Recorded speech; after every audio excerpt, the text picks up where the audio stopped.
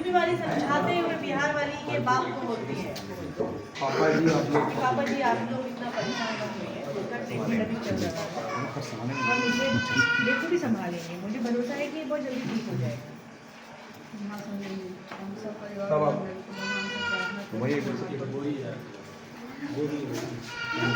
समझ गए ना, मामला समझ में आ गया। मेरे हाल हिंदी में आप लोग यहाँ से मिलने के बाद थोड़ा आगे बढ़ के तो वहाँ अच्छा है। चलिए चलिए रेडी रेडी चलिए टेक करते हैं आइए। चलिए खालिद भाई आइए हमारे साथ।